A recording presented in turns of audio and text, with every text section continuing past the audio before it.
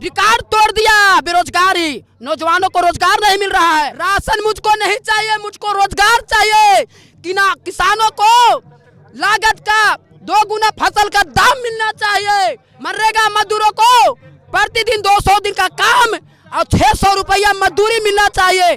अरे भैया मोदी जी वो ले आए नहीं, राम जी कहाँ थे? राम जी हम सबके कनकन में हैं। ईश्वर अंश सजीव अविनाशी चेतक कमल सहज सुख राशि। हिंदू मुस्लिम सिख ईसाई जैन बौद्ध ने ठाना है अब 2024 में नरेंद्र मोदी जी को सत्ता से हटाना है।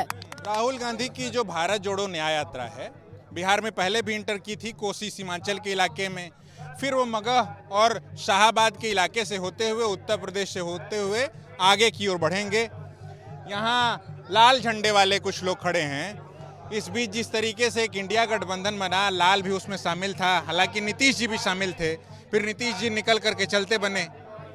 क्या लग रहा है जो आप लोग का कुनबा है इंडिया गठबंधन, वो धीरे धीरे कमजोर नहीं पड़ रहा है? नीतीश कुमार जी से भी पहले आज 15 फरवरी है, इसी 15 फरवरी 2023 को भाकपा माले ने लोकतंत्र बचाओ संविधान बचाओ गांधी मैदान, पटना के गांधी मैदान में रैली किया था और मेरा 5 दिन का महाधिवेशन सत्र चला था।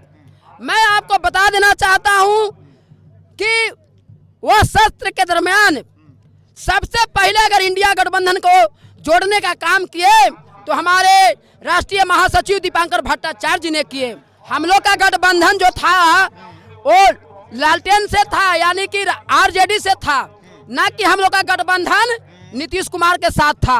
अब गठबंधन में थे तो हम लोग गठबंधन धारण का पालन कर रहे थे। उस समय भी सुनिए उस समय भी जो बिहार का जो समस्या था, उस समस्या को लेकर के हमारे विधायकों ने विधानसभा में नीतीश कुमार को मुंहतोड़ जवाब दिया करते थे। इस यात्रा में आए हैं यहाँ पर भारत जोड़ो न्याय यात्रा राहुल गांधी जी की। जी वो एक चुनावी कार्यक्रम भी है अपने तरीके से। लोकसभा का चुनाव 2024 का बहुत नजदीक आ गया। एनडीए जो है जिस तरफ, जिधर नीतीश जी को भी तोड़ करके इंडिया से एनडीए में ले गए, वो कह रहे हैं कि हम लोग तो 400 पार। आप लोग का क्या तैयारी है? अरे भैया सुना, जनता महान होते हैं नेता नहीं, जनता महान होते हैं नेता नहीं। और इस देश के हिंदू मुस्लिम सिख ईसाई जैन बौद्ध ने ठाना है अब 2024 में नरेंद्र मोदी जी को सत्ता से हटाना है। तो नेता को जाने दीजिए ना। हमारे देश के हमारे नौजवान हमारे साथ में हैं, उनको रोजगार नहीं मिल रहा है। बेरोजगारी का आलम है कि 45 साल का रिकॉर्ड तोड़ दिया बेरोजगारी, नौजवानों को रोजगार नहीं मिल रहा है। तो बोल रहे हैं स्टैंड अप इंडिया, तो स्टार्टअप इंडिया बहुत रोजगार दे रहे हैं। अरे भैया कहाँ दे रहे हैं? 2 करोड़ क्या कहे? पहले 2014 में जब लोकसभा का चुनाव हो रहा था और नरेंद्र मोदी जी प्रधानमंत्री के उम्मीदवार थे, प्रधानमंत्री नहीं बनल थे, तब उन्होंने तो बहुत कुछ कहा था।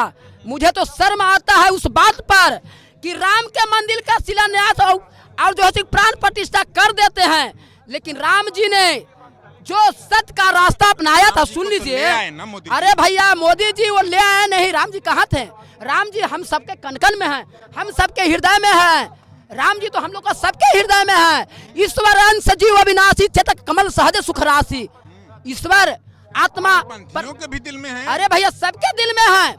हमको नफरत नहीं है, इसलिए कि हम संविधान के मानने वाले लोग हैं, हम धर्म निरपेक्ष के रास्ते पर चलने वाले लोग हैं, इसलिए वो हमारे दिल में है। हम काहे किसी को विरोध करेंगे? जिनको जो आस्था है वो अपना अपना धर्म को मानेंगे, हम काहे किसी को विरोध करेंगे? कांग्रेस के लोग तो एक तरीके से विरोध में आ ही गए। नहीं, कहाँ गए? नहीं, कांग्रेस के लोग कहें, हमारे माननीय राहुल गांधी जी कहें, या जो भी इंडिया गठबंधन के नेता थे, अखिलेश जी थे या हमारे दीपांकर जी थे, सारे लोगों ने क्या कहा कि ये चुनावी एजेंडा है, ये चुनावी एजेंडा है।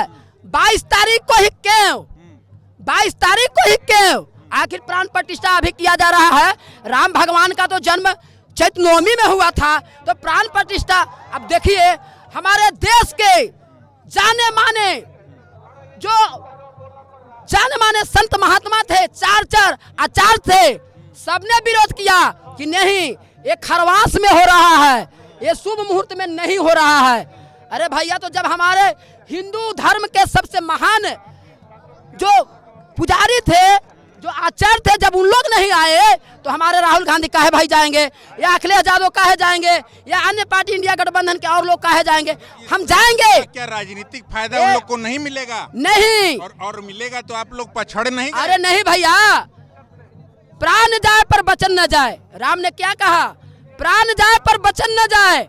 जब उनके पिताजी ने वन जाने के लिए आदेश दिए, राजा दशरथ जी ने हंसी खुशी से राम ने कहा कि मैं सुपुत्र हूँ पिता। पुत्र 3 प्रकार के होते हैं, पुत्र कुपुत्र सुपुत्र। उन्होंने कहा कि मैं सुपुत्र हूँ पिता, आपकी एक एक वचन को मैं मानूंगा और वनवास में जाऊंगा। राम जी ने वनवास चले गए, लेकिन हमारे देश के प्रधानमंत्री नरेंद्र मोदी जी का वचन का क्या हुआ? 2014 में देखिए, मैं जब सत्ता में आऊंगा भाइयों एवं बहनों, मैं जब सत्ता में आऊंगा तो नौजवानों को 2 करोड़ रोजगार दूंगा। कौन सा वचन है भैया? राम का वचन है। बताइए, आप ही मीडिया हैं, मीडिया के लोग हैं, राम का वचन है। और वही नहीं, भाइयों एवं बहनों, भाइयों एवं बहनों, जब मैं सत्ता में आऊंगा तो विदेश से काला धन लाऊंगा और हर गरीब के खाते में 15-15 लाख दूंगा। 80 करोड़ लोगों को राशन बंटा। अरे भैया, एक तरफ कहते हैं कि 80 करोड़ लोगों को राशन दे रहा हूं, मैं कहता हूं कि राशन नहीं चाहिए, राशन मुझको नहीं चाहिए, मुझको रोजगार चाहिए। किसानों को लागत का 2 गुना फसल का दाम मिलना चाहिए। मजदूरों को, मनरेगा मजदूरों को प्रतिदिन 200 दिन का काम और 600 रुपया मजदूरी मिलना चाहिए। हमको मुफ्त का राशन नहीं चाहिए।